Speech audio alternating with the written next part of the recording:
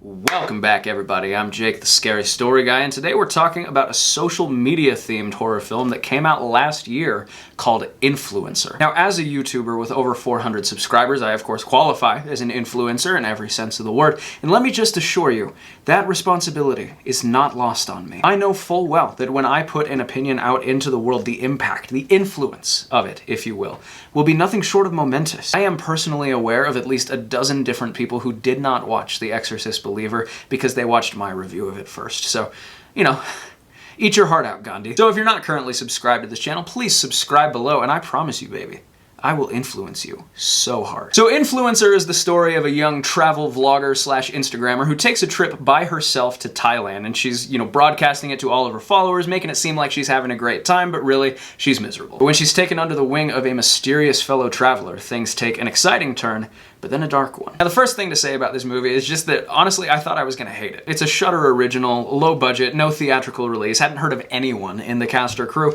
and it's about a group of people that just are incredibly annoying to me. In the very first lines of the movie, this girl turns on her influencer voice and starts talking about how important and necessary travel is for one's soul. And you just kind of cringe, because it's like, it hits a little too close to home for what, I mean, we all have like 10 million of these people in our pockets all the time. And so while I wouldn't say that I ended up liking the movie per se, I did have a better time than I thought I would. The movie's really carried by the performance of Cassandra No, who plays the mysterious local girl. Obviously, she's got a very distinctive look, but she's a very talented actress, very able to play like a multifaceted character. She was really impressive. I think we're gonna see a lot more from her in the future. And the reason I say she carried this movie is that everything else sort of feels like it's half a movie. Like, they've got these beautiful locations they're shooting at, but they're not doing anything cool with them. There's a pretty interesting plot for these characters to inhabit, but they all feel kind of half-baked, right? Half developed, almost like they're outlines rather than real people. For instance, early on, there's a scene where a girl breaks up with her boyfriend, and the dialogue from the boyfriend is just like,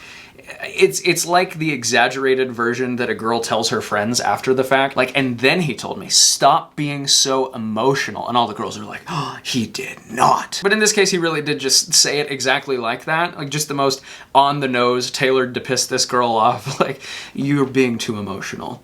Let's talk about this when you can calm down. And I'd be more tempted to blame these problems on the script just because there are like a few pretty bad lines like that throughout.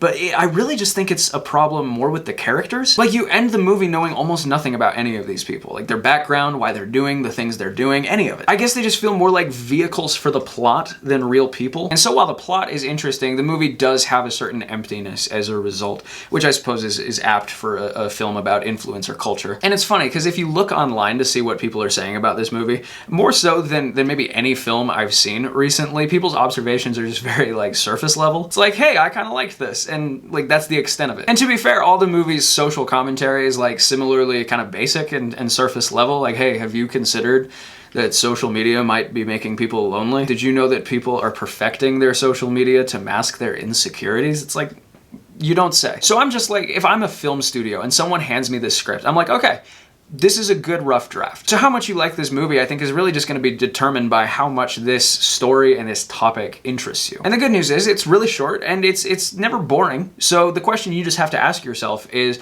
do I have 90 minutes to devote to a decent thriller about a popular travel vlogger? I can almost guarantee you won't hate this movie, but I can say with equal confidence that you won't love it. So I don't know.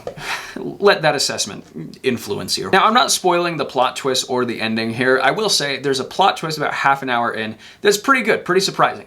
But that plot twist makes the ending very unsurprising, if that makes sense. Like, once you know what direction the movie's going, it just kind of feels like this inevitable march to the end, like it couldn't have ended any other way. Which again does make me think, like, this could have been a very solid 4-star movie if they just made it more, I don't know, like movie-like. I wanted something unpredictable, and what we get here is just paint by numbers. This is gonna end up being one of my shortest reviews, I'm sure, just because I kind of joined the rest of the world and just not having that much to say about this movie. Nevertheless, it is a serviceably good time with a pretty solid plot and an impressive lead performance. So I'm gonna give Influencer 2.5 stars out of 5. Do you feel influenced? Alright guys, as always, this has been the Scary Story Guy. Please don't forget to like this video and subscribe to my channel. And in the meantime, thank you for watching this video, and here's hoping you survive to see the next one.